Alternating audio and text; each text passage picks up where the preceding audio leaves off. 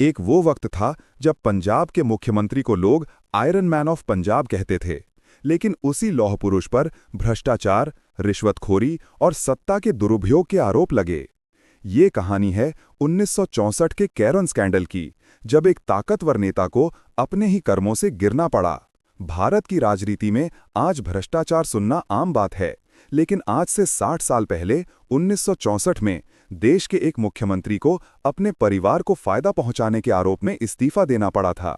और ये सब हुआ स्वतंत्र भारत के पहले बड़े पॉलिटिकल स्कैंडल कैरन स्कैंडल में।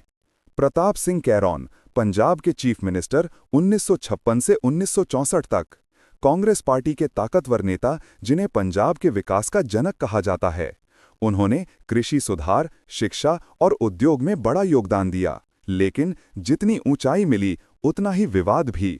1963 के आसपास कांग्रेस के अंदर और विपक्ष में ये चर्चा शुरू हुई कि मुख्यमंत्री कैरन अपने परिवार और रिश्तेदारों को सरकारी लाभ दिला रहे हैं। कहा गया कि उनके बेटे और रिश्तेदारों को इंडस्ट्रियल लाइसेंसेज, लैंड अलॉटमेंट्स और सरकारी ठेके आसानी से मिल रहे हैं। मीडिया ने इसे नाम दिया कैरन स्कैंडल। आरोप ये भी था कि मुख्यमंत्री के परिवार के बिजनेस सरकारी नीतियों से सीधे फायदा उठा रहे थे। विपक्ष ने विधानसभा में सवाल उठाए। कांग्रेस के अंदर से भी आवाजें उठने लगीं कि मुख्यमंत्री को जवाब देना चाहिए।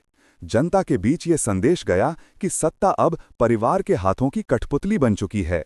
हालात इतने गंभीर हुए कि प्रधानमंत्री जवाहरलाल नेहरू को खुद दखल देना पड़ा। 1964 में नेहरू सरकार ने इस पूरे मामले की जांच के लिए एक आयोग गठित किया, जस्टिस सुधीर रंजन दास कमीशन। जांच का उद्देश्य था, क्या वाकई मुख्यमंत्री कैरन ने अपनी सत्ता का गलत इस्तेमाल किया।